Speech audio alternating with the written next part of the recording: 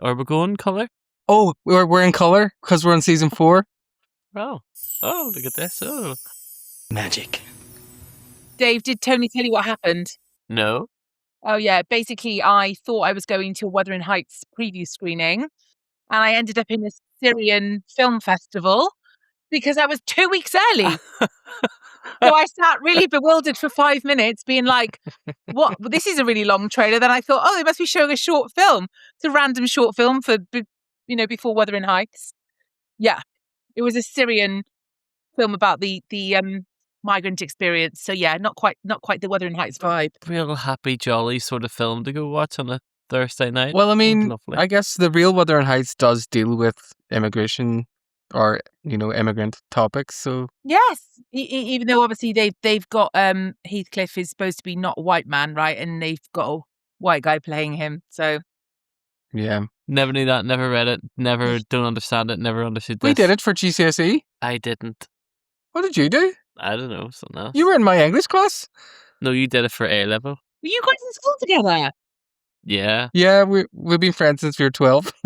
Old maiden. Oh my God, I love that. That's absolutely adorable. Is it, or is it a prison sentence? It's one of the two. I'll tell you which one it is for me. You bitch! You cow! Oh, no, it's gorgeous. That's lovely. I've got friends I've had since school. I think that's really lovely.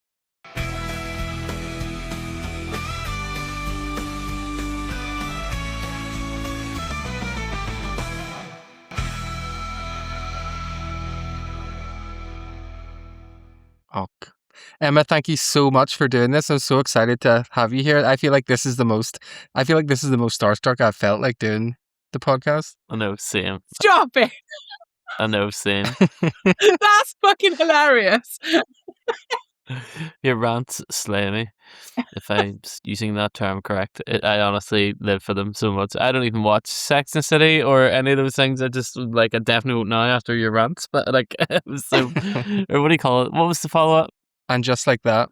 And just like that. Oh fucking hell! I was laughing so much, and then I sent it to Tony, and you were like, "I know her." Just brilliant content. It got me so many followers as well because there's so many people were just like, what is this? Do you know what I mean? And I bet you nobody was watching the program; they just listened to you rant about it, which is funnier. Guys, and just like that is more insane than your Alzheimer's nan on ketamine. We were all rooting for you. Guys, it's the show that all of our hate got cancelled, apparently. Oh well, if it isn't the consequences of your own actions. Guys, we've got to the shittiest part of the shit show. You know what's coming. This is my recap and review of And Just Like Shat. 20 days to history. Guys, you love to hate it, but we're all still watching. Okay, guys, just when you thought the shit show couldn't get any shittier. Sorry, what do you mean? Kim Kardashian is selling pube G-strings? Dry January? Don't believe the hype. Miranda! Welcome back to the Hate Watching Club of what we now know is the final season of And Just Like That. Well, I thought I'd seen some shit Christmas films, but now I've seen a really shit film in January. Guys, our Lord and Saviour, Kim Cattrall, is back. What in the Roman slave girl is going on here? For the love of Manolos, when will this be over? Like, it was so bad I might take legal action. Guys, I'm really into gingers at the moment, but I'm beginning to think that they're all a bit evil.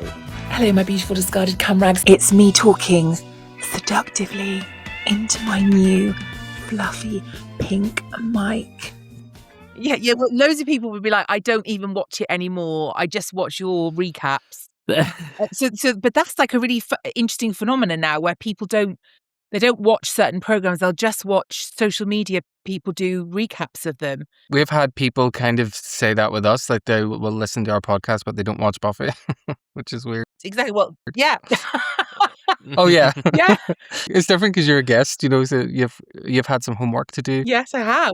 We've been doing 57 of these. We've had a load of guests on before, and you've never been this prim and proper before. It's so funny. It's just because she, Emma's the only one who probably has like a better understanding of like producing things and how it works behind the scenes. So I'd hate for her to come off and be like, that was a fucking mess. Hey everybody, and welcome to the season 4 premiere of All Bronze No Brains. If you're new here, welcome, and if you're not new, then welcome back, and thank you so much for joining us as we embark on probably one of the most divisive seasons of Buffy the Vampire Slayer.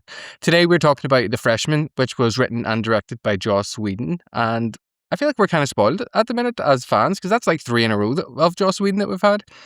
And this first aired October 5th, 1999. Yes, our little baby's all grown up and she's off to college. Not only, I hate that you've made me say that out loud on a script, Tony. Not only are we celebrating the premiere with you guys, but we also have a very special guest with us, because we're spilling over our words right now because we're a little bit nervous. A woman who literally makes us laugh harder than anyone else. She has millions of views on TikTok. She's a comedian, a content creator, a journalist, our number one Welsh MILF. She's a wellness advocate, a failed actress, and a disgrace to the nation of Wales. It's WelshEmmaLDN! Welcome, Emma. Thank you so much for joining us today. Not only are you all of these amazing things, but you're also a first-time Buffy watcher, so I was even more excited to have you on the podcast. I'm an absolute Buffy virgin. Can I just say, Tony, thank you for the lovely intro, but I was actually described as an embarrassment to Wales. I think it's important as Celtic brothers and sisters that we get that right. Of course, an embarrassment is just a little bit worse. Yeah, an embarrassment. So good. I still think my favourite is still failed actress. I don't know why, that just tickles me so much, because it's like as if someone really thinks like, oh, this is gonna hurt her. Like, I seen her in the bill one time. Yeah, she's a fucking failed actress. The funny thing about that was they were kind of right, because I did have a very brief career as a child actress when I was younger, and I did actually do a lot of drama and some sort of TV work when I was younger. So they kind of hit the nail on the head with the failed actress as well. So it was quite the burn, to be honest with you. Quite the burn. Oh no, sorry for bringing it up. Sorry for always telling you it's my favourite thing that people say. No, I love it. The insults are actually, the more used to the comments you get, the funnier you start to find the insults. Do you know what I mean? You don't take them personally, you just start to find them actually quite hilarious. But yeah, I'm a total Buffy virgin, so I hope I'm going to be a good guest for you on this pod, because I've got loads of thoughts, but I have never seen this show before. That is so good. Do you remember that, do you remember back in the day when it was on TV, or there being a buzz around it, or? Yeah, totally. Because it's sort of my era. So I'm really surprised that I didn't watch it. And actually, I'm a really similar age to I was checking out the ages of all the actors now. Some of them are a bit older than me, but a couple of years difference in terms of age to Sarah Michelle Gellar. So I'm really surprised I didn't watch it at the time. I think I was probably, in a K-hole somewhere, to be honest, in 1999. I wasn't watching Buffy the Vampire Slayer. You know what I mean? It wasn't the coolest thing in the world to be watching, to be fair. Not that I'm treading on any toes, Tony. No, you fucking shut up, bitch. I made you a little 6-minute recap of Buffy season 1 to 3. What did you think about it? I mean, honestly, have you guys got a YouTube channel? Yeah. Okay, great. Because I was like, you need to put this on the YouTube for the fans. Because I'm a TV producer, and I was like, this is a brilliant recap. I mean, my mouth was jaws were on the floor, when I was watching it, because I was like, what do you mean he's a werewolf and she's now a witch? And there's a hole. And the guy from the Gold Blend adverts is some sort of weird sexy mentor. What is going on? I was just kind of but yeah, it was I really do think you need to put that recap on, maybe for the people that come to it who are new and discover you and then discover the show. I think it's such a good intro. I mean, I have had to watch it about 5 times. There's so much information in there. Yeah. A lot, and the show we were slating earlier, and just like that, the follow-up to Sex and the City, actual shit happens in this show, right? There's quite a lot that actually happens, Yeah. That's true. Well, that's good. Thank you so much for saying that. That's why I was like, well, if Emma likes it, I'm going to take that as a real compliment. And on YouTube, Tony, come on. Up top, any thoughts on the episode? So obviously I came into it, it's obviously a continuation, right, from the previous season, because we find them at the grave at the start, and I was like, okay, what is going on? But it's also, it's still kind of self-contained, because obviously she's starting university. So I wasn't sure, I was like, she's obviously very nervous about uni, and I wasn't sure if that was because Alison, what's her face? The Hannigan. Wonderland. Willow. Willow, Alice in Wonderland. she's obviously the kind of nerdy, bright one. And I was wondering, first of all, my first thought was, is Buffy feeling like out of place? Yeah, I think that's exactly it. I think she's very like Buffy is used to. She was never like the cool one, but she never felt like she needed to be. And I think going into university, this is really just like it's kind of almost like a premiere. Like I wrote later in my notes, it's like the first episode, but like a sequel to it because it's like the first episode is Buffy going into her first day at high school and having to make friends and all of that. And I think this is almost like the adult version of that, but with adult anxiety added to it, because especially in the way they film it and stuff, they make her look so small like all the time, you know, and she's like holding on to like her folders and her books. So yeah, I think you hit the nail in the head, especially with like Alison Hannigan, because she's like, this is her time to shine, because now she gets to be a geek and a geek's element, you know. Gets to reinvent herself. And it's an interesting version as well, because we're used to seeing, because obviously Sarah Michelle Gellar is very sort of stereotypically kind of beauty ideal, pretty, slim, blonde, you know, and usually we see those characters instantly fitting in these kind of any high school, college dramas or films, don't we? So it was an interesting subversion that actually Willow is the one, because of her brains, is getting on with everyone, and she's like, she also sort of semi pulls an attractive guy in the library when the books fall on his head, right? Yeah. So I was like, oh, this is really interesting that they're sort of presenting the geeky character as the one who's actually connecting and getting on really well, which is, as I said, not what we're used to normally seeing. That's a good point. Yeah. Never thought of that. Definitely. That was Joss Whedon's kind of motive for the show when he started it, was to subvert the horror trope of like the pretty blonde girl being the one that gets killed. Right.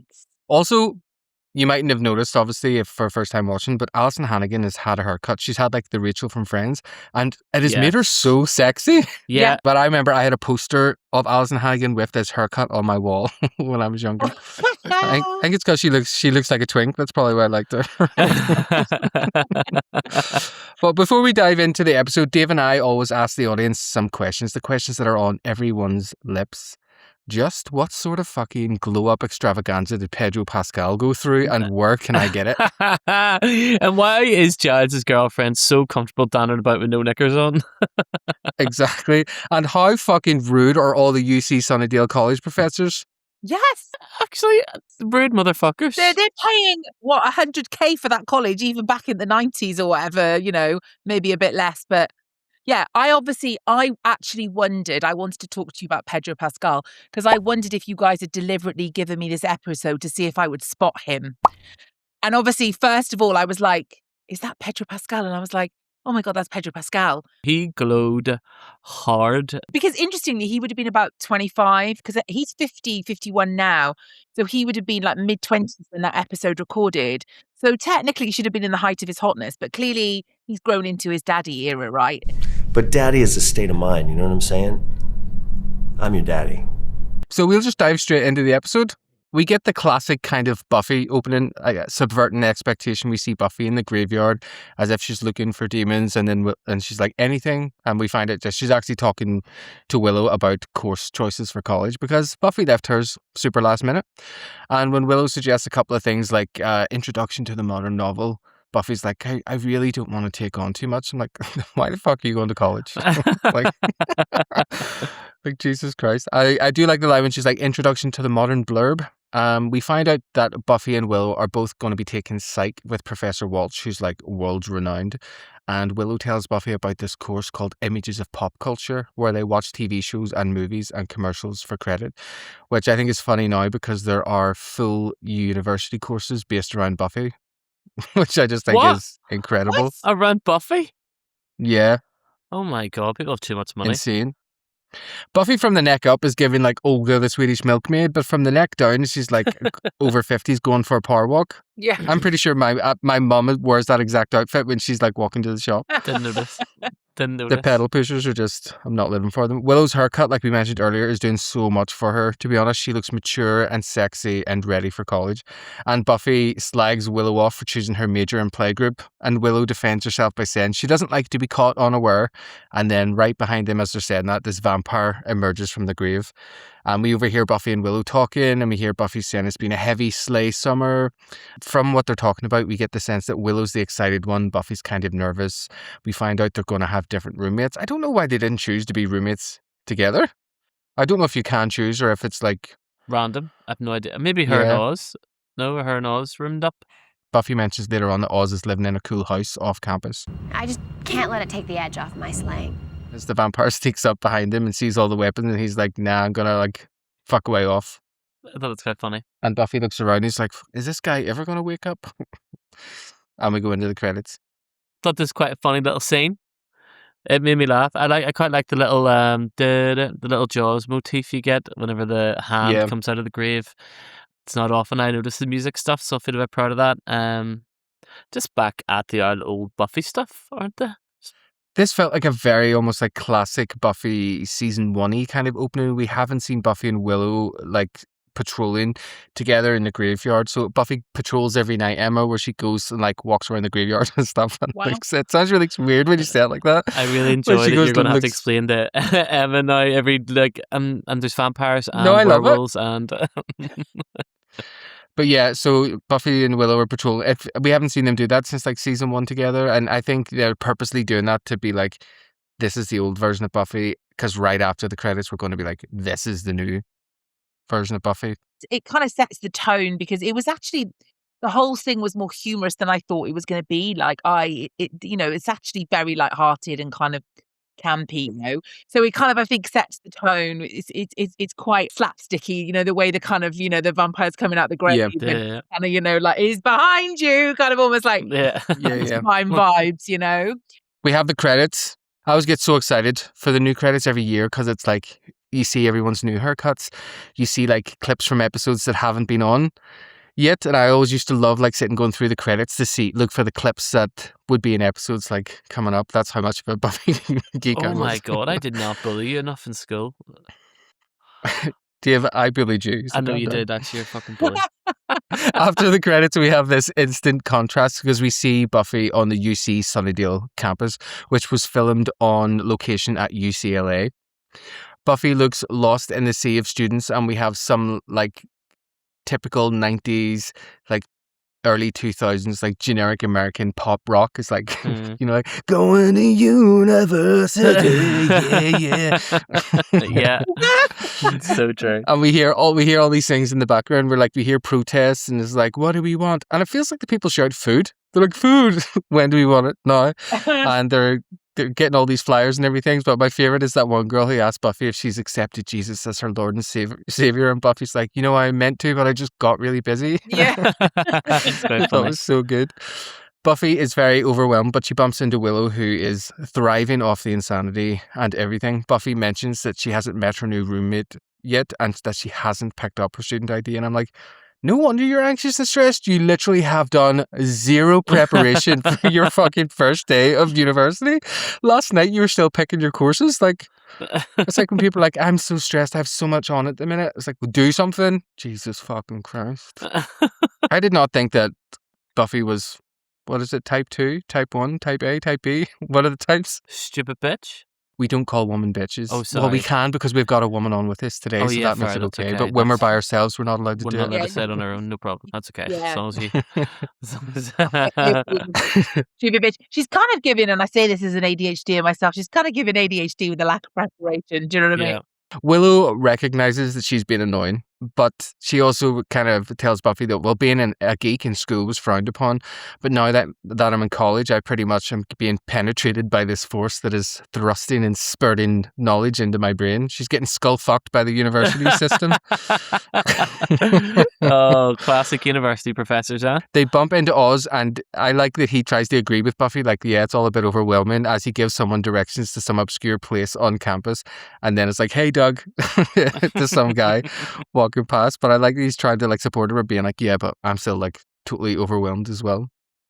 Buffy and Willow are making their way to the library, and Emma, in the first 3 series, where they would hang out was the library because Giles, the mentor, was the school librarian. Yes. So this is kind of meant to be this juxtaposition, I guess, of you're in a completely new place. Yeah.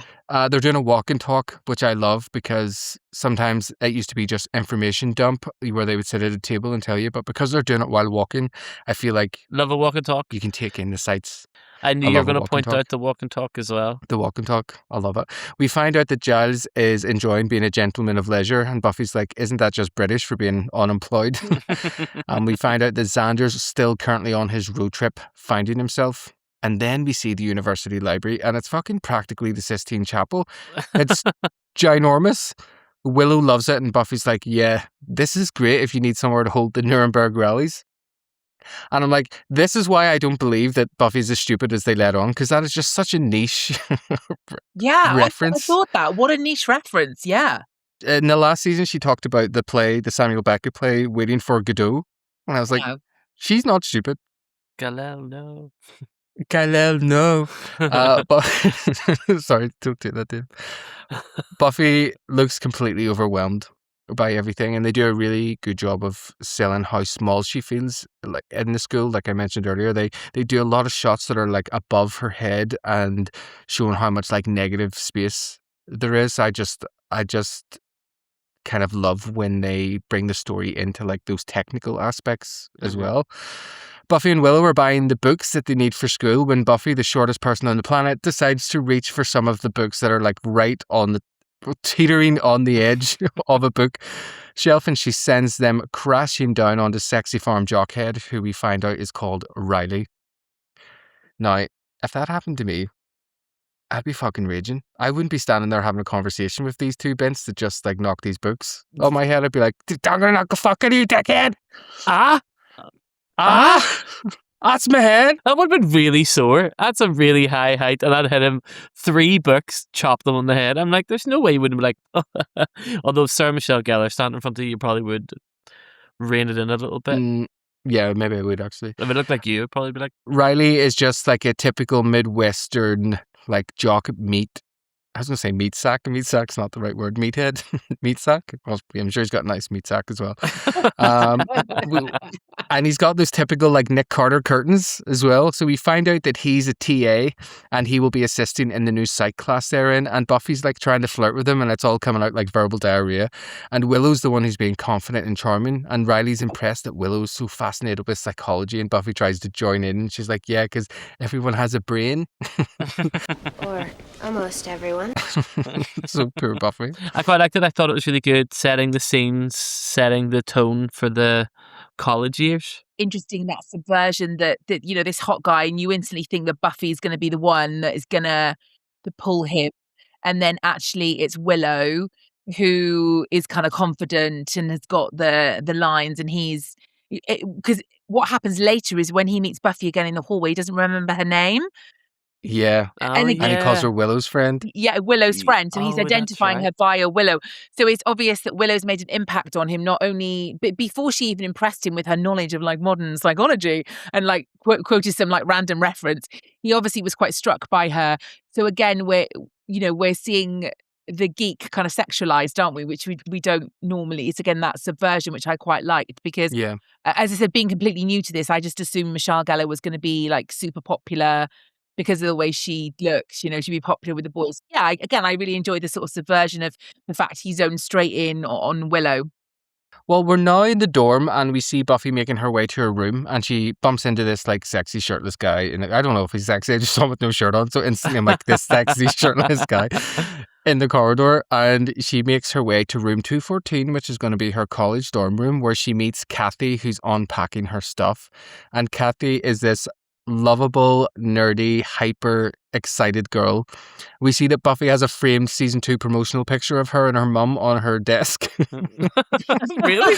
Yeah, which I love when they do that in shows where they're like, this is our family photo, and it's like the cast photo of like season 2 or something, you know. It's like, it's so funny. It's just, I think it's that one Dave, remember from the episode Ted, where he folds it in half, so it was just Joyce, and it's like Joyce and Buffy, their promotional shot like outside some hedges or whatever.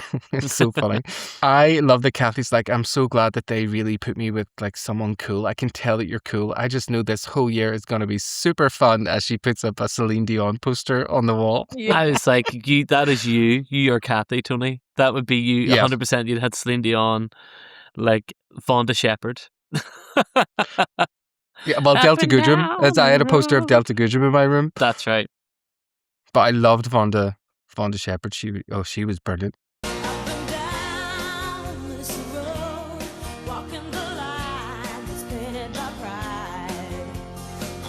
It was one of my first CDs that I got when I was in America. When I went to America when I was 12, and my American family bought me a CD Walkman. And the 3 CDs I had were Sarah McLachlan Surfacing album, because one of her songs had been in Buffy, so therefore I became obsessed with her. And the City of Angels soundtrack, the one with Meg Ryan and, It's a good soundtrack, to be fair. Nicolas Cage. Yeah. It's really a great soundtrack. And the Ally McBeal, like, season 1 songs by, like, Fonda Shell. I was such a faggot. I don't know how my parents did not know. They But knew. Vonda Shepard was like the showman's Anastasia, almost. Right. Yeah, she's the Anastasia voice. That's right. Yeah. Up and down this road, walking the last of my bride. Don't you just look at me. I'm just singing for the camera, right? So we cut actually to nighttime, and Buffy's wide awake while Kathy is snoring and giggling in her sleep. And I just wrote, like, thank fuck that's all. It could be way worse, because if she was sleeping next to me, I'd be like floating up the wall and like speaking in tongues. Which is a niche reference to my Christian past, Emma, when I used to have like paranormal activity while I would sleep. Tell me more. I used to be a mad Christian missionary, and I prayed that God would like give me the gift to like see demons and stuff. And unfortunately, he listened. He answered. Yeah, crazy. I'll definitely tell you more another time. We can do a whole other podcast about it. I'll just drop that in there. The next day, Buffy's sitting in a lecture and she's inquiring if it's full yet when the dad from Home Alone calls her out. And there are 2 people talking at once. And I know that one of them is me, and the other is a blonde girl. You. Blonde girl. Stand up. It's not the dad from Home Alone, but I felt like he looked like him. He calls her out for talking over him, and he kicks her out of the class. Leave! Thank you. I just thought he was so cheeky. Cheeky. He's a bitch. He's a bitch. He is a bitch. That's a real bitch. What a rude ass bitch. Yeah, he was a fucking asshole. I'd be like, look, I'm paying a lot of money for this university. I'm going nowhere, my friend. That's the thing that I think sometimes people forget. Taxi drivers are like this as well. Taxi drivers and university professors, like, you're getting paid. Yeah. You're not doing me a favor. You're not giving me a lift home. Yeah. Like, I'm paying you to bring me home. It's like, don't act like a dick when I don't want to give you directions. Like, Jesus fucking Christ, use your sat nav. Buffy is wearing a choker by Peggy Lee, and she actually creates incredible jewelry for TV and screen. And she did a lot of Miranda's jewelry on And Just Like That. I love this. What is she called? Peggy Lee. Peggy Lee. Yep, Lee L.I. I was going to say not to be confused with the singer from the 1950s. Yeah. Never know how much I love you. Never know how much I care. When you put your arms around me, I get a fever that's so hard to bear. You give me fever. But they're also reasonably priced as well. They're like £40, £50 pieces of jewelry. Oh, really? Yeah, That's she's got a whole section on her website. It's like as featured on Buffy, as featured on And Just Like That, which is really cool. She seems really, really Oh, I lovely. love that. It's just lovely. I'm on her website now.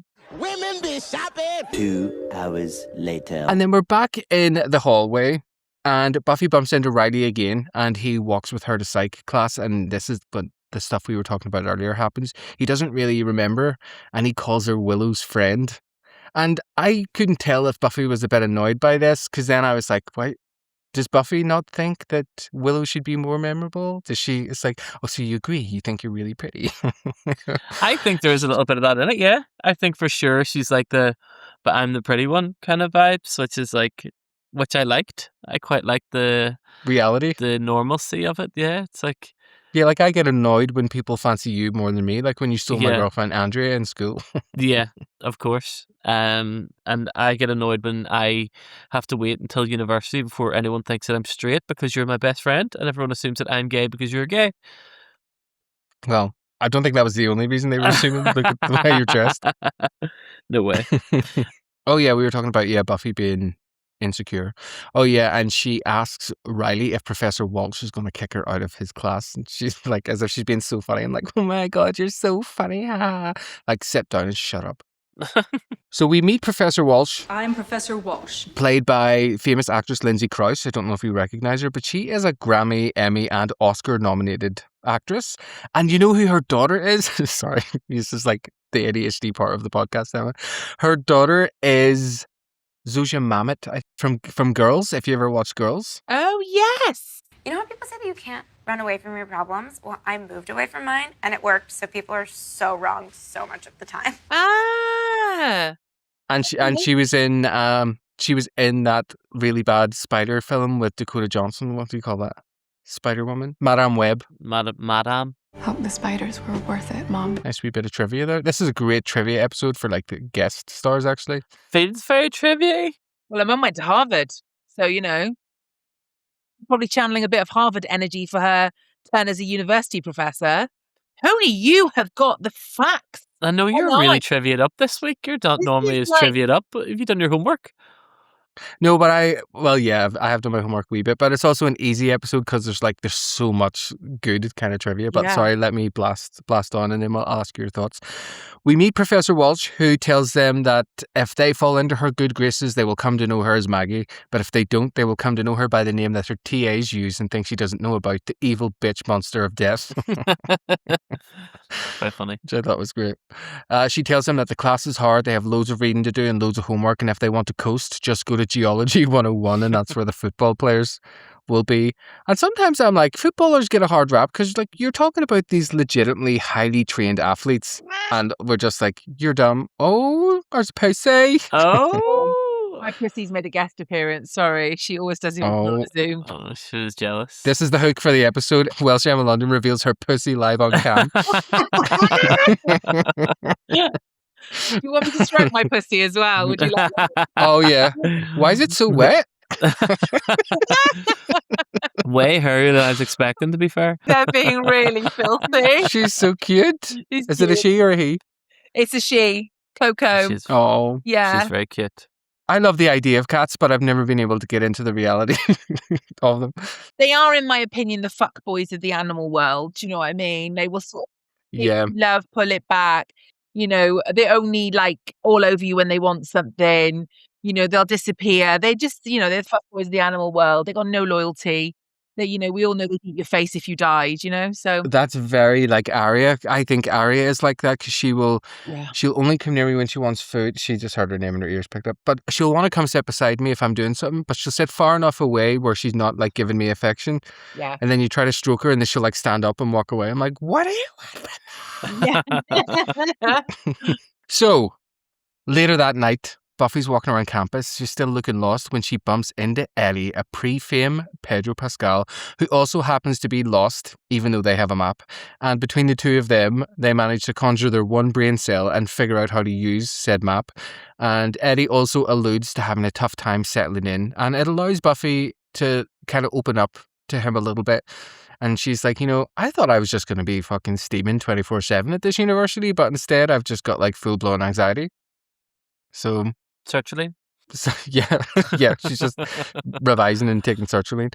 Buffy mentions needing a security blanket, and that's when Eddie comments, have you read of Inhuman Bondage? And Buffy's like, oh no, I'm not really into porn, like I'm trying to cut way back. It was so funny. I think just the idea of being like, I'm trying to cut way back was just so funny. And he's like, no, it's a book. And Buffy's like, well, I don't really have a security blanket unless you count Mr. Pointy.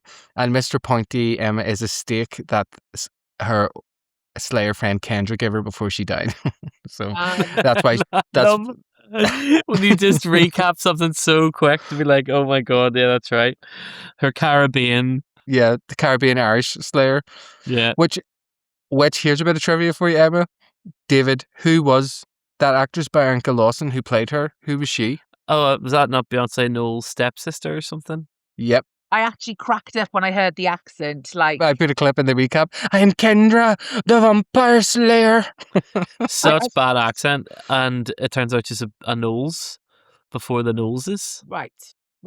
Michelle Gellar and Pedro Pascal say goodnight, and they say that they're going to meet up in class. And there's this nice little score where it's like, oh, everything's going to be okay. Just met my new friend Eddie. And then all of a sudden he is snatched from behind by a vampire. Not snatched, like he's not like, yes. He's like snatched like by the mouth.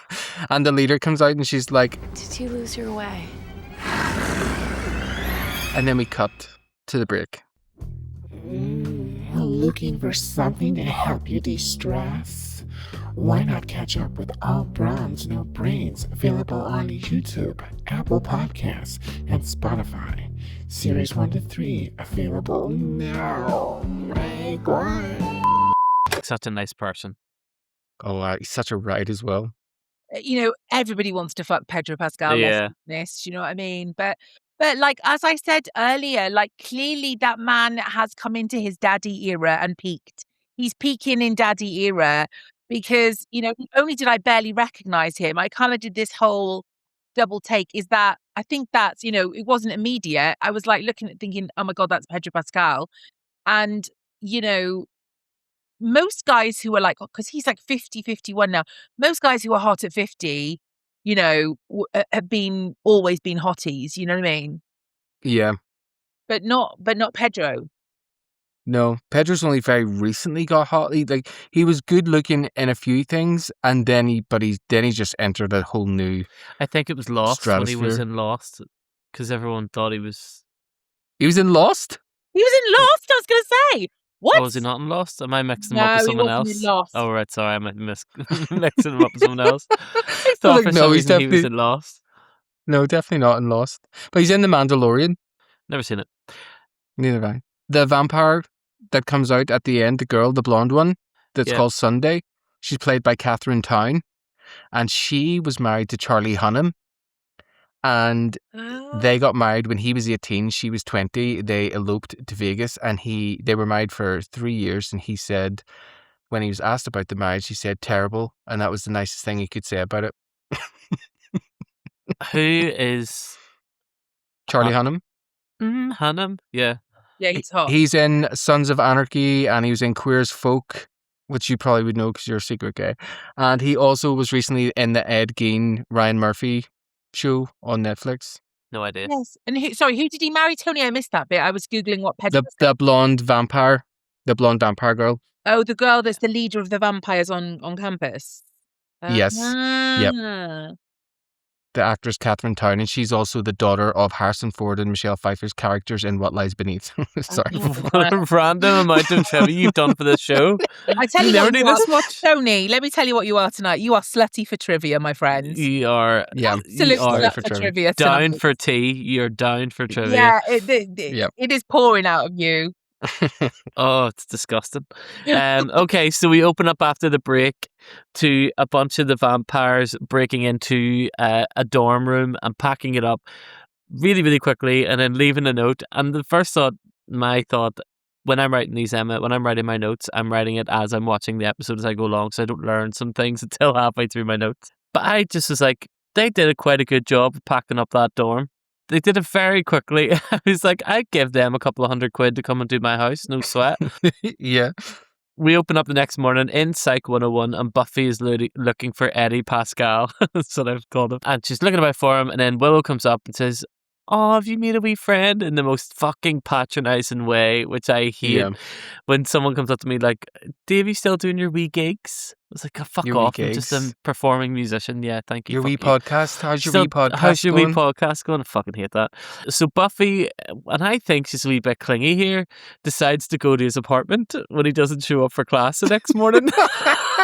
I think. No, I this choose is a to bit believe much. that this is Buffy. This is Buffy's gut No. feeling. You know, she knows something's not No right. way. She's in university now and she meets one guy and is like, has he seen me? There's no way he didn't come up and speak to me in class this morning. I'm going to go to his apartment and see where he is. Anyway, I wrote bit much Buffy, but whatever. Stage 5 clinger. Stage 5 clinger. And his roommate says that he left a note and that it happens. Shit happens. But then whenever she goes to look around his dorm room, she sees that his little safety blanket, the human torture thing, is still in the human torture bondage. of human bondage. Yeah. human bondage, is in the top drawer of the bedside cabinet. And then you're like, And the pages are all stuck together.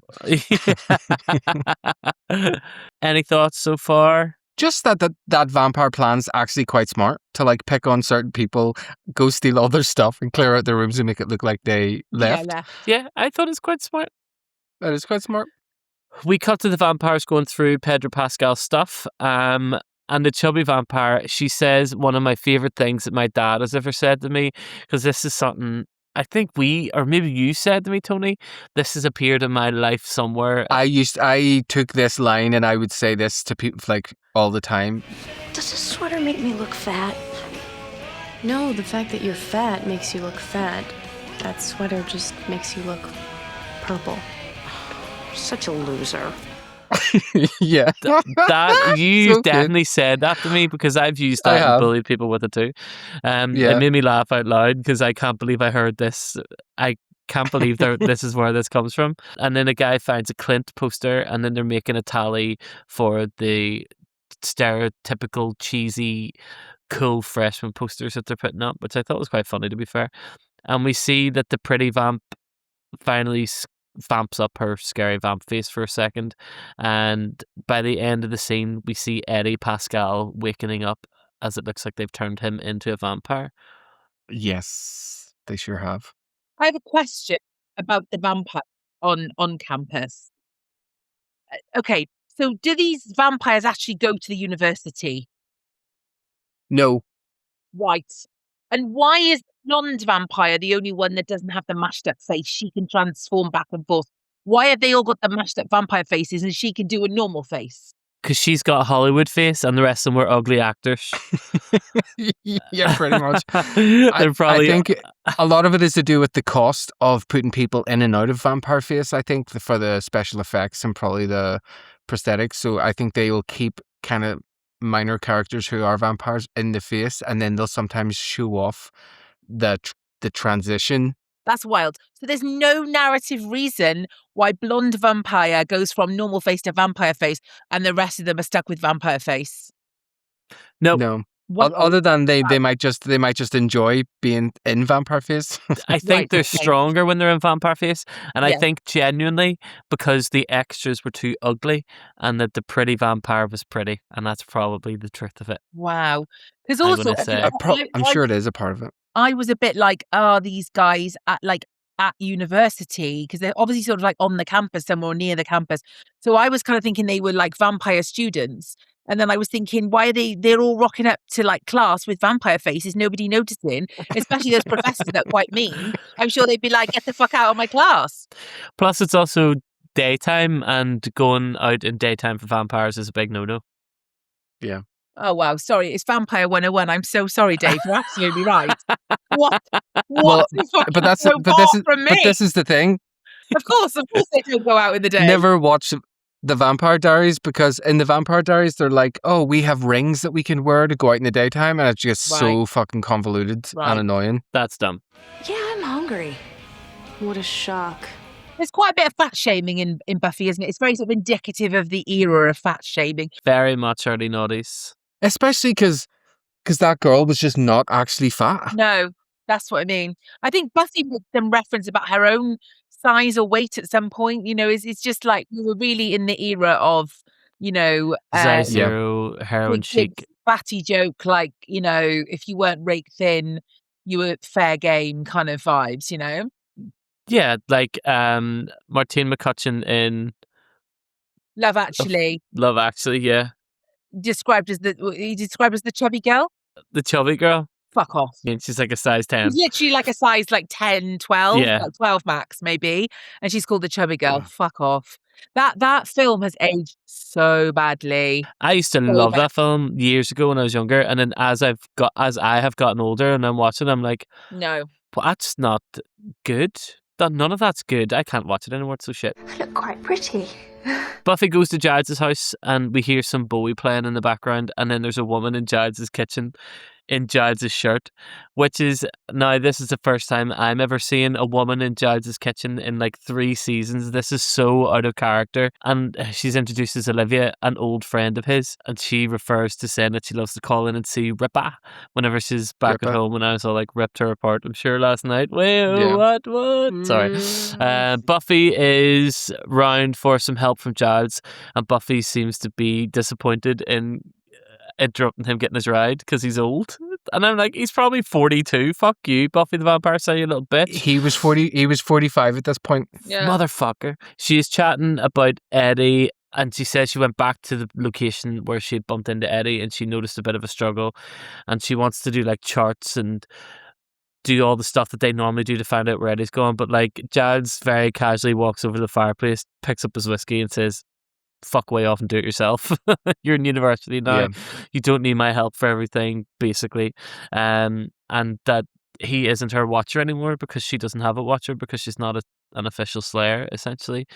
And he says, take care of yourself. And then she leaves quite bashfully. I love this scene. I really liked it. It was like, I'm trying to get my fucking end away here. Could you go away and leave me be? And that woman was very beautiful. Olivia, is that her name? Yeah, she'll be around for a while. She's Giles' girlfriend. No way. Is he actually going to be girlfriend? Yeah.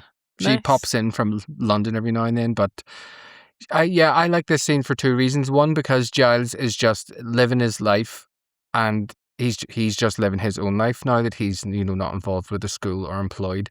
And the other side of that is Buffy's so desperately trying to grasp onto something familiar, being like, oh, can we not all get together and like make plans and figure stuff out? And so I don't even think it's really about trying to actually solve the mystery. It's more about the comfort of doing something that's familiar because she feels so out of place. Oh my god, I never thought of that. Very good, Tony. You know. Very wise, man. But I do love that Giles does basically tell her to grow the fuck up. Yeah, me too. I kind of like that. Plus, he looks great. He, to be fair, does look great. I quite like that he wasn't all like, oh, you've caught me in my unaware. So he's like treating her like an adult. Quite like that. I feel like this was again, to go back to the daddy reference, this was pre the daddy era, right? It was pre sort of Silver Foxes maybe being a thing. So, and it was maybe when 45 was like, felt like it was a bit more ancient than it is now. We weren't in our, daddy era. So she is horrified at the thought that he's shagging. Although I did think that the woman was like a lot younger than him. I thought she was a good bit younger, but then that's classic Hollywood, isn't it? Yeah, like, right. I thought she ain't 45. Do you know what I mean? She's an old friend, not that old. Like, what do you meet her last week? Do you know what I mean? I just thought, and then I sort of was slightly worried that there was going to be. I was thinking there's again slight daddy issues, Dave, with like her and Giles, and I was glad that they skirted that, and she was just. That it wasn't that she was like jealous. I thought it was going to get weird if that was going to happen. She was just like, ew, you're shagging, ew, you're too old. Yeah, it is like a father rather than daddy. Like a father figure than daddy. Yeah, well, he pumped her mum. Yes, exactly, in his recap. So I was glad that she was, as you would be if your dad was shagging, you'd just be horrified, wouldn't you? Yeah, I was glad that she was just generally like, ew, kind of was her reaction. Yeah. I thought that was, I like that too, that it wasn't at like, oh, what am I missing out on? No. She's like, old people doing that is disgusting. Which is, she's wrong. And I like that they make a point of her being the awkward one and not Giles, because Giles is just a man living his life, and they're showing that like how awkward it is for her. She let herself into his house. I mean, if you're going to walk into my house and you get offended that I'm in the nip, don't walk into my house. It's just if I walk in and you keep wanking.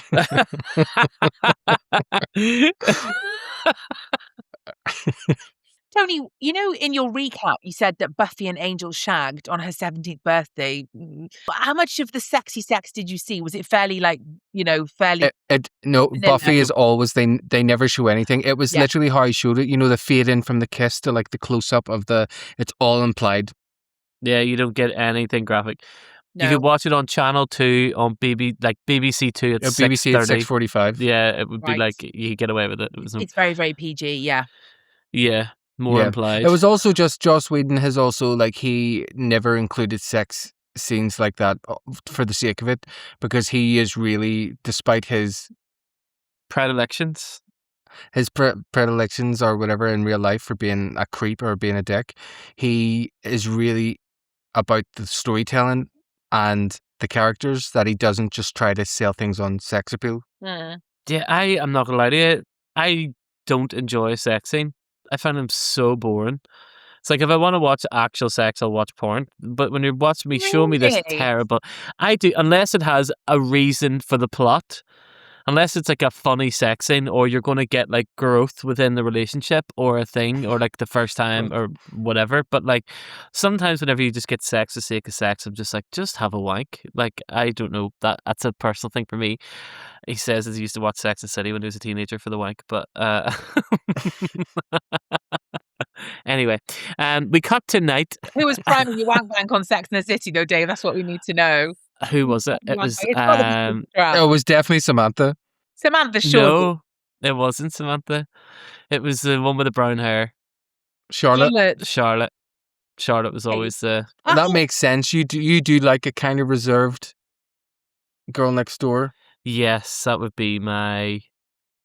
Yep, every single ex. Most wholesome wank bank there, Dave. It's very of all the girlies you could have gone for. That's the most wholesome. Yes. I go for the one that you could bring home to meet your mother. Well, no, interesting fact that Charlotte was way more into anal than the rest of them. Just saying. That's why that was the reason why it was my tiptoeing into the gaydom. Just a wee sneak peek into the gaydar world. Don't know why I'm crawling through something, but anyway. You're opening it up. What are you pulling apart there, Dave? That's quite weird. I don't even want to know. one of Tony's exes. You wouldn't have to pull anything apart. You could walk in freely. We cut to night at the university. Buffy is hunting and sees Eddie walking off into the distance. Buffy chases him down. Eddie, with pure vamp face, gets staked pretty quickly, which I thought was quite. I thought we were going to have more Pedro Pascal, but no, he's away. But sexy vamp is up posing on a plinth for like a bit too long. She's all like. It's like when RuPaul's like, "May the best woman win." Yeah. Find out her name is Sunday. She recognizes that we have a Slayer, and there's just loads of sarcasm going back and forth between her and Buffy. Lots of like Mean Girls-y kind of high school vibe. I got a little bit more of it. She slabbers with Buffy's outfit. I mean, rightly so, to be fair. Oh my god, why are you wearing that or something like that? I was like, shut up. And then Sunday and Buffy eventually start fighting, and then I was like, why is the college vampires more difficult? Like, didn't she just save the world like 2 months ago and like from a big massive demon, and now like, oh, you girly vampires, difficult for her? Anyway, Buffy ends up hurting herself, and then she sees that she's not going to be able to defeat the swarm of vampires, and then she runs away, and Sunday looks smug and she's like, freshmen, and then it cuts to black and we go to a break.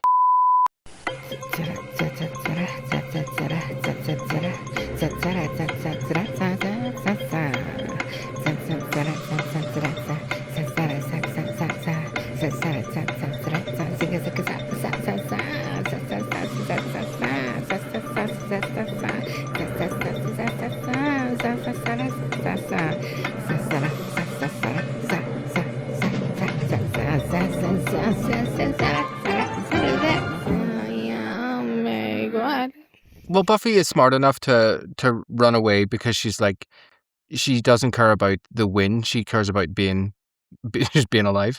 Fair. I do love when we get a female villain, because I do enjoy, as a gay man, the kind of the bitchy banter, like back and forward. Yeah. Like I just love that, slagging off someone's outfit, and when she says to Buffy like, "Oh, I'm going to kill you in a minute," and Buffy's like, "Oh yeah, that threat gets more frightening every time I hear it." And even with the fighting, David, I know I texted you about this earlier, but it was so good to see. The fight was like quick and choppy, but also so much better than the last season, where it's like the Buffy has longer hair now, Emma, so it hides the stunt double like a lot better than what it did before. Previous years, yeah. Which is great because it's been rough before. Buffy gets beat by Sunday. I know you're saying like, why is this harder? But I quite like this, David, because I'm like, it's a bit. This is like a tonal reset for the show. We're going into, I think it's also to reflect Buffy's mindset of when she's not in a good place mentally, how much I think it affects her, like in her abilities. That's just an interpretation. But I'm just like, I wouldn't be embarrassed getting beaten and running off with a broken arm. I'd be embarrassed about falling like a dick 5 seconds later, right after. Right after. That was the bit. I was like, did she mean to fall there? Sunday, I don't know how she can talk about anyone's fucking outfit when she's got that fucking hairstyle that she's got, which is like a crown made of her own twirled hair pieces. Like, Jesus Christ, I mean, get a grip. I enjoyed the fight scene. It's quite common for Buffy to have these fight scenes, because I really enjoyed. It was quite like martial artsy, right? Like the style of it. So I quite enjoyed that, and I thought they kind of went at it. So I was quite into the fighting. I thought, this is, it felt quite. I mean, I didn't spot the stunt double, but it felt quite well done. Brilliant. Yeah. That's good. Well, that's good. I mean, that's a real compliment to Yeah, the show 'cause then, because it's been like a short Filipino man with a wig on for a Yeah. while. Not at all. Okay, Act 3. It was so funny when I was doing this, David. I was like, oh my God, Act 1. I think I've accidentally went into Act 2, but I was like, no, Act 1 was like 20 minutes long. Yeah, it was and then really Act 2 long. was like, I think yours was 7 minutes. And because I did actually initially send you a voice note being like, can you do Act 2 and 3? Because I've just done literally like half the episode. But then I just deleted it because I started doing the notes and it was easier. So Act 3, we open up with Buffy in her dorm. She's cuddling her broken arm while Kathy snores. And Buffy doesn't often get beat, so that's why it's quite jarring seeing her like this, you know. Mhm. And I even quite like the fact that her bruises stay. She never has cuts and bruises, so I like the fact that this is meant to have been a significant kind of battle. And it's nice to remind us too that not everybody is going. Buffy can't just beat them all easy. Now, one of the reasons why it did say in the script that Sunday is like more advanced in terms of her power and her fighting, the story they were going to go with was that Sunday was a slayer that had been turned into a vampire. Wow, what a cool. But they decided to drop it because they explored kind of like the slayer power with Faith last year, like who was the girl that Buffy stabbed and she was fighting like all season. So they were like, we're not going to do a repeat of that. So yeah, Buffy still gets dressed all nice and she's all battered and bruised and she walks outside and she sees Oz and Willow and she avoids them and she, like just walks away from them. It's like, you know, when you see your friends being happy and you just don't want to be around them because it's so annoying. Yeah. That's how I imagine I see like how When you Buffy see feels me. about it. No, you're never happy. We fade into the vampire lair. All the vampires are just sitting around slagging Buffy off like they have nothing better to do. They're just like, oh my God, see that part when you said, oh, your clothes are so shit? And they're like, oh yeah, my God, Yeah. you're so funny. And Sunday's like, well, don't worry about it. Like, we're going to get her tonight. So tell you what, go and clear out her room. Sure. It's like, okay, bold. Buffy goes home to visit her ma, who's surprised to see her, considering she just left 2 days ago. And I like that Joyce is being kind of awkward. She's like, oh, I wasn't expecting you. And but I put all these creative art in your room. And I do love that she keeps going, but I didn't move anything. And Buffy's like, well, if it's my room, should I not be able to fit in it? And she's like, yeah, but I didn't move anything. Yeah. And we get that wee scene, and you both might have thought this was weird, so I'll offer a little context, where Buffy's walking through the kitchen and the phone rings, and she answers it, and there's no one on the other end, and she hangs up. Yeah, what the fuck was that about? Yeah. So right after this was the first episode of Angel. Angel has his own show now. And in the episode of Angel, we see him, he's like by himself in LA and he lifts the phone and he rings Buffy so he can hear her What? voice. Wow, So that's it's really like- cool. Easter egg for like another show. Yeah. And because they aired back to back, they were able to do things like this because they knew the majority of people who would watch Buffy would probably watch Angel. Because I had to rewind it because I saw it felt quite jarring as a cut because you saw her take the phone call. You weren't sure what it was all about. And then the next thing you know, she was in his room, right? Seeing the room had been cleared. No, sorry. No. Yeah. No. No, you're right. Yeah, My room. it goes. I think she was on her way out of the house when the phone rang. She Yeah, answered it, and then and we then cut to her dorm room. And I got Yep. really confused, being like, is she back in Do you know, I actually just blanked it out. But yeah, you're right. It was very Pedro confusing. Pascal's like Yeah, room? I'm the- really confused. And I was like, oh, Oh no, it was cleared- it was Buffy's room. They cleared out her room while she was back at home seeing her mum's. it was so jarring to go from that phone call Mhm. that didn't explain Yeah. why it came. I think I maybe looked away to pick up my water bottle and I looked back and she's like in the dorm room and I'm like, her? So I like rewound it and I was like, oh, that's her dorm, Yeah. you know, because I said the phone call was so jarring. It's because they're doing the Game of Thrones technique of time travel, where it's like you can travel the length of the country in like 13 seconds or something. Yeah. You know, where it's like, so they're just like Buffy's in her kitchen and then the next minute she's in her dorm room. And we do know that it is 5 miles away, so she would have had to get the bus. Yeah, Or it taxi. was quite jarring because normally you would just cut to another character's scene if you were going to imply someone had gone from one place to Yep. another, just because then there's a naturally implied gap of time, right? Or it just feels very jarring when a character is in one place and they're suddenly, unless you explain on the screen or there's a slow, like even a fade to black or something, you need something to imply some time has passed. So that's why I was confused. Do you know what, Emma? I've never noticed that you're right, that they would always have cut to another character for even a beat before cutting back to another character in a different place. Just to imply that time just has you changed. saying that out loud in this podcast right now has I just went off into like, oh my God, I've never noticed that you would never just get a random cut from one place to another. There would be some sort of transition or time transition. It's a basic grammar of narrative storytelling that you would insert something else in. You would just cut away to one of the other kind of B stories or one of the other kind of characters, and then come back and see her in another place. For her to go from the mum's house with this slightly odd phone call to suddenly at the dorm, you're aware that those are two different places, and it jars your brain because you've not seen anything in between to imply some time has passed.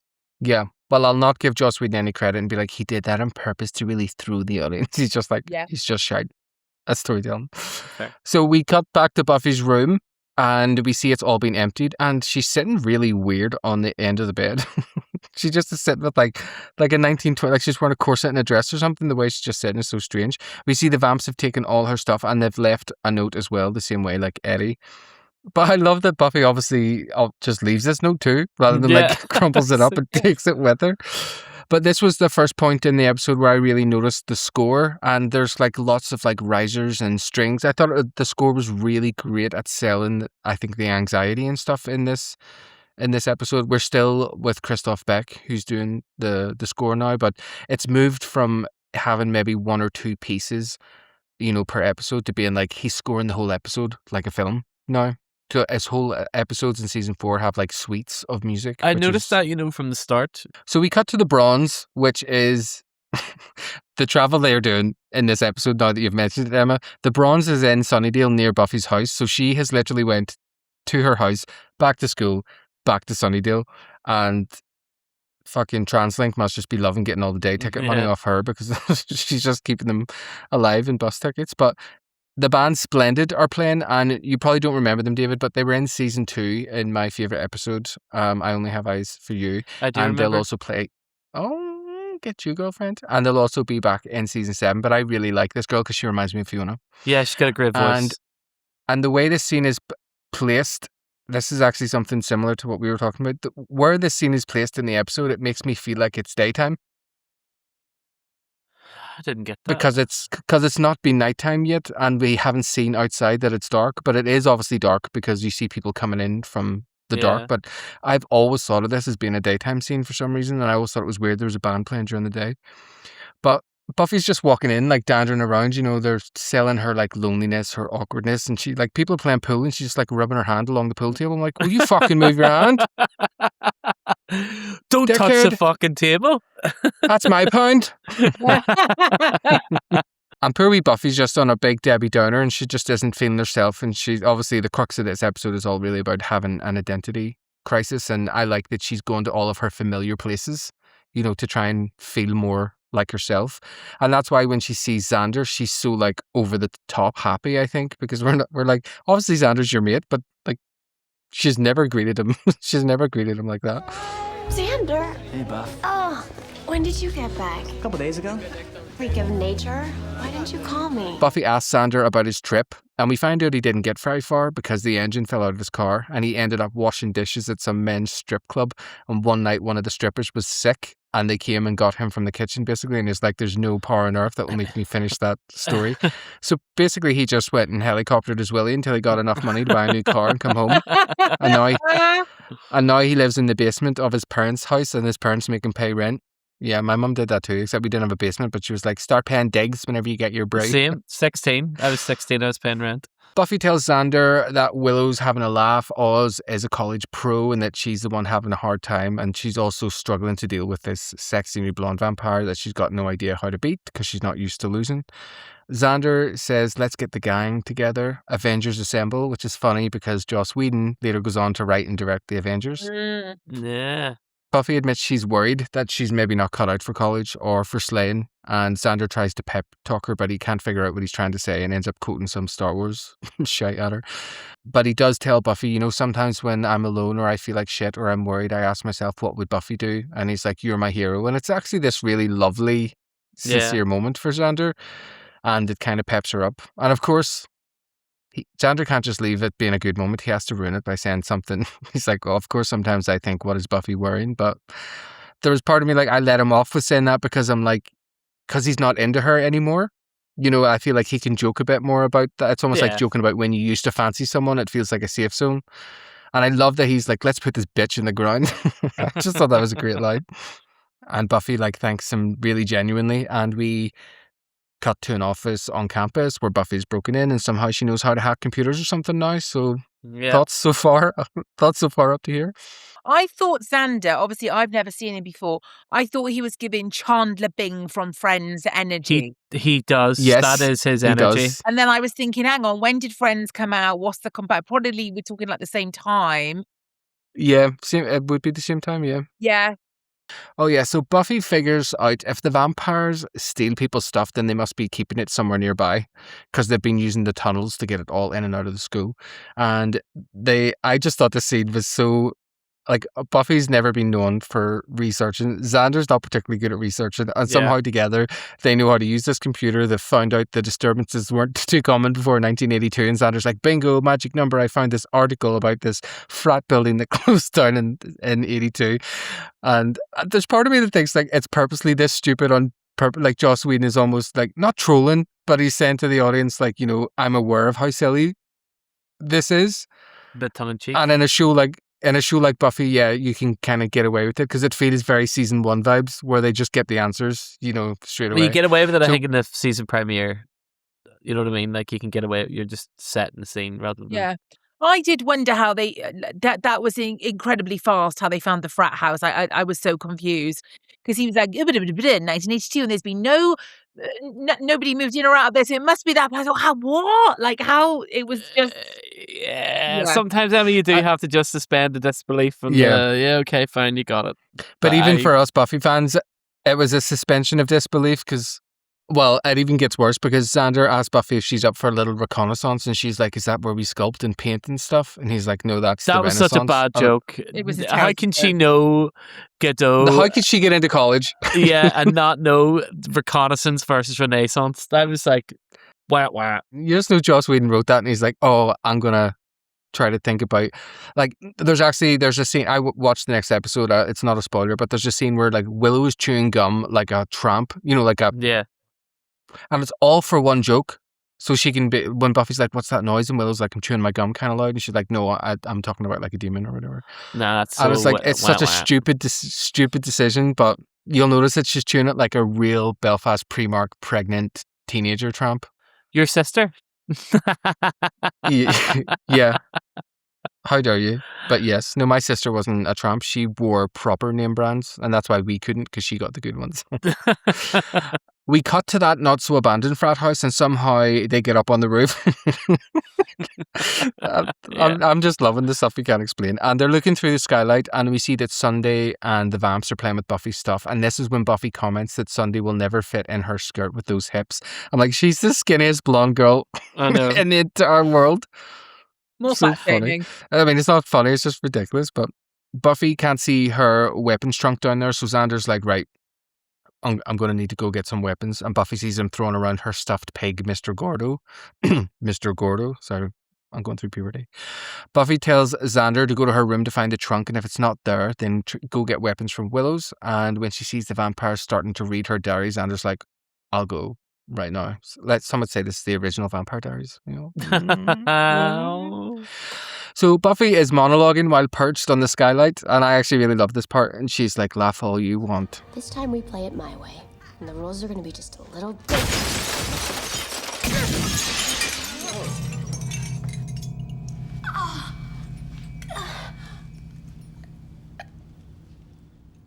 Oh.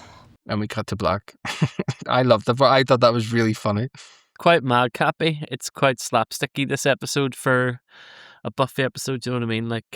Her falling and stuff. She's not often as like falling. Clumsy. Yeah, it's quite a clumsy episode. Yeah, Joss Whedon did say that this episode was purposely, and that's why sometimes he'll direct the premieres and stuff, because he said he wanted this to be a tonal reset for the show. I loved seeing Buffy and Xander work together. I think it was nice to have them because we don't always see just the two of them. And I had made a comment in our last video, David, about Xander being like the heart of the group. And it's when he does stuff like this, then that you can see that, you know, he's the one that motivates Buffy to kind of face Sunday and to get her confidence back. And that's kind of Xander's power. It's like power.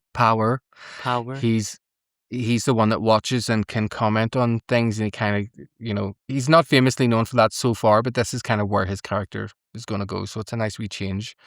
No, I liked it. I was down for it. I didn't overthink too much of this episode, to be honest with you. It wasn't getting into like Xander would never come off of that, which I guess this episode was doing a good job of keeping me going with the new location and Buffy trying to fit in again, and like so that's why I didn't really pick up on Xander and Buffy coming up with the solution. Didn't really suspend my disbelief too much. I mean, yeah, I did enjoy the drop. You know, I mean, there's absolutely no reason for the glass skylight to break, but again, we suspend our disbelief in Buffy world. But I did quite enjoy because it was also quite comedy, and it created a bit of tension, didn't it? Because obviously he'd gone off to get the weapons, and he just thought she was fine on the roof, and then suddenly she's, you know, got to fight off like all the vampires with no weapons and a broken arm. Yeah, that he just landed on. Yeah. Yeah, I'm starting to dislike this episode now. I'm only joking. No, you're not. We open to Sunday saying something snarky, and again they get that back and forth between Buffy and Sunday with their little like mean girlsy vibe, and Buffy's obviously trying to delay the inevitable punch before alas she gets smacked. Which I quite like this scene between those two. It's quite a short little scene after the break. We cut to Buffy's dorm room and the Scoobies are there. Willow decries that it is unlike her. Willow decries? Has someone been eating a dictionary for breakfast? I have no idea why I wrote decries in there, but I remember typing out decries going, holy good fuck, William Shakespeare is speaking through me right now. But Willow decries that it is unlike Buffy to randomly just get up and leave, well, except that one time when she did disappear for several months and changed her name, which is a bit of a callback to us Buffy nerds who've seen the start of last season. The roommate is panicking about Buffy and the fact that she wanted a stable non-smoker. I was pretty specific about a stable non-smoker. Yeah, which I thought was quite funny. Oz calmly says, I don't think that's her writing. And again, Oz, trying to calmly talk it through with an excitable Xander, comes in and hugs everybody randomly, which I thought was a really weird interaction. Anyway, there's an awkward interaction with Kathy because he's like, should we be hugging? Are we ready to hug yet? And she's like, no. And then he goes to hug Oz and Oz says that there's no manly hugs for them. Xander then tells them, like incognito, that they kind of need to leave to get weapons. I was like, why did I write incognito here? Why the fuck have I eaten a dictionary? And they need to go to Willow's to go get some weapons because the trunk is not at Buffy's dorm, and I'm trying not to let Kathy know that Buffy's a vampire slayer. That little scene was very madcap and quick, and it's very that way. It's quite like nice after the last season being so like everything was quite dark, and drawn out, especially towards the end. And I love when the scene opens and it's Buffy's like, nice setup you got here, but you made one mistake. And Sunday's like, oh yeah, and what's that? And that's when Buffy's like, well, I'm not actually positive, but statistically speaking, people usually make at least once. And that's when she punches her. Yeah, that's right. That was funny. Well, it was quite good. It's it's obviously very typically Joss Whedon to just be dialogue. That's why sometimes in these episodes we don't have lots of notes because it's so dialogue-y that like there's not a lot of subtext to read or to talk about because it's all literally on the page. One thing I didn't like was Oz saying that he was too manly to hug Xander because I'm like, you two are the biggest fruits on campus. I hate when men say that. But Oz like paints his nails and dyes his hair like every week. There are no men that I know out there genuinely that do not like a hug. That is lies. They're just too scared of enjoying that hug a bit too much. That's what I always think it is. just too scared. It's like, oh, are you enjoying my manly warmth? Yeah. What's that in your pocket, sir? Because if you ever give a fella a hug, a proper hug, we hug them for longer than 1 second, they'll like fall into your arms because they haven't been touched by another person in fucking. I love when men do that. A proper hug. That's proper men, not those wee fucking puffy men that don't like women. Buffy That's is married men. getting. I love Kathy. Sorry, that was just my separate note here. Like, I love Kathy. I just think she's OTT. She's brilliant. OTT AF. It's a lot of acronyms there. Buffy's getting beat up, and the vampire breaks the umbrella that she got from the prom. Emma, this may not seem like a big thing for you, but the school all acknowledged the fact that Buffy is this savior of theirs, and they gifted her this little shitty prom umbrella. I wondered what the umbrella was. So that was from the previous episode. It was in the recap. But it was like, and I am not. Sorry, it was in the recap. Did you not memorize all of my 7 minutes of recap with about 5,000 words in, Emma? No, Tony. I do remember you saying that they threw her a celebration or a prom or something to say thank you. But was the umbrella in the recap, Tony? At the school prom, the students recognise how much Buffy has done for them and honour her with an award for class protector. Yeah, right. There's a Jonathan holding the umbrella. Oh, well, but it was like probably a split second. Like you would never have noticed it. I love how Tony's like, you're sitting an A level on my recap at the end of this. No, we'll have to pause the recording here. I will now. I'll cut in. I'll put in a clip right here where it's like the school all get together, and at the prom, Jonathan gives her this umbrella to thank her for being the class protector. You do say about the umbrella. I see you're going to full sentence it in. Wow. Okay, BBC Trump documentary. Do you know what I mean? No, he does this to me all the time, Emma. He's a fucking little bitch. Wow. He would, if I say something even slightly wrong, Tony will edit in, well, look, there's David, you telling us that something completely different last week. It's called karma, and it's pronounced ha. Yeah, I do that though, because I do like the humor of correcting people when they're I know, yeah, like, David's always like, I don't like this episode, and then the next 7 clips are all him being like, this episode's so good, I love this scene, I love this scene, I love this scene, I love this scene. Look, I'm not a very clever man. So yeah, so the vampires broke the prom umbrella, which wow, how fucking dare you. The prom and umbrella. Buffy then starts kicking ass. She beats up one with a tennis racket. Then we get Scooby showing up. Willow gets the stoner vampire with a stake. And there's some good back and forth chat. Again, more dialogue heavy stuff. A couple of the vamps escape, which I quite like seeing when the vampires just be like, nah, I'm out, fuck this shit. And then Buffy eventually does kill Sunday with probably genuinely the coolest kill that has ever happened in Buffy. You never see her do anything like as flamboyant as flicking up a thing and all that. That's quite and I quite like at the end of that scene you see Buffy walking out with the umbrella in her hand. Yeah. Which I thought was cool. I love that. I love that it took Sunday breaking that, because Buffy really treasures that, because it's the last time she felt really seen by her peers as well. So I think it's really relevant to how she feels now. I also love the Scoobies barging in, because these are normal humans, except for Willow, she's a witch, but she's still a normal human.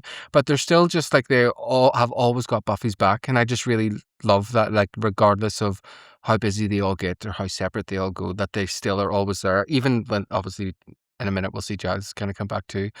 But yeah, I like a lot of the dialogue here where whenever Sunday's like, well, what about your arm? Like, how are you going to be with one arm? And Buffy's like, I only need the one. And then she like hits her and she's like, yo, let me answer that question with a headbutt. I just like, I really liked that. It was very witty. It was very Avengers-y, to be honest. Like, it's getting very Marvel-y. I've noticed that, especially because I was watching some of Agents of S.H.I.E.L.D. as well. And it was like, oh yeah, it's so like, oh, clever comeback and then punch, and then, oh, I'm going to say a clever thing to you, punch. Do you know, like...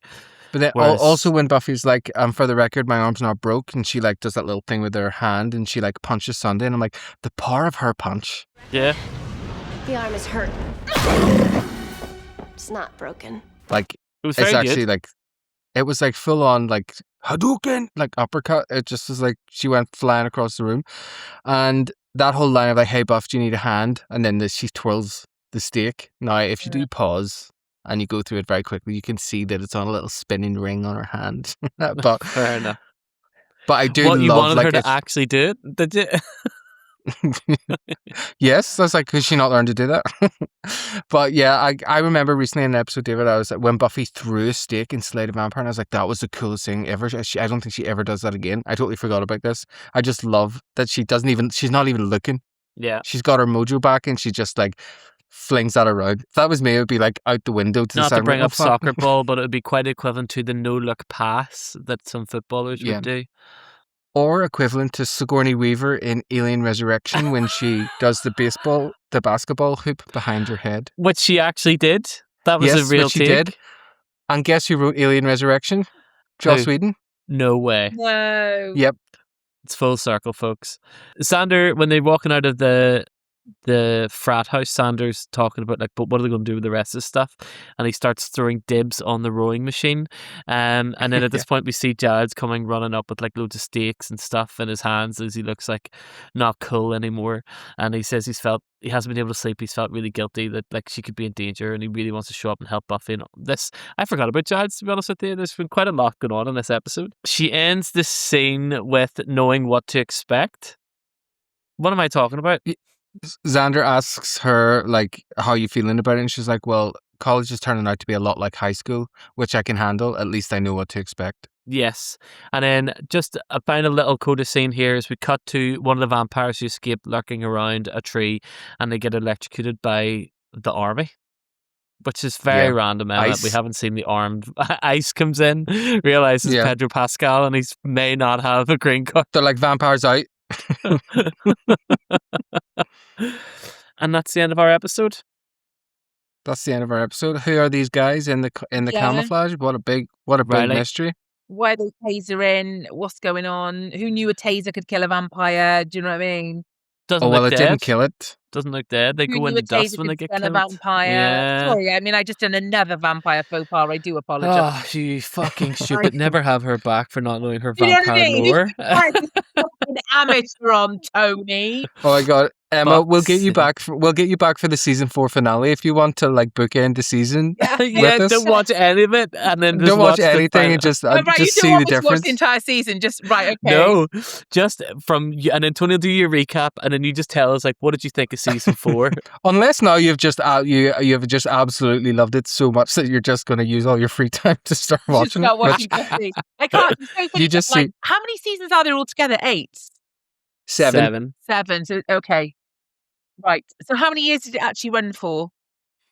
7. Yeah, it was from 1997 to 2003. Right. So it was like concurrent years and seasons. Yeah, 20. It was the first season was 12 episodes, and the next 6 were 22. So how old was Michelle Gellar when she started filming? She was supposed to be a 16-year-old girl. She was 18. Oh, she was only 18. Okay. Yeah. Okay. But that's why there was always a bit of a divide between some of the cast and her, because she couldn't go out drinking with them. Oh, yeah, because of the She was 21 younger. thing in California. Yeah. Tony, if you went on Mastermind, this would be your specialist This subject, would right? have to be your special Yeah, subject. it would. Yeah. It would. I just love. How have It's you not not even gone that I on love it. Mastermind? It's filmed in Belfast.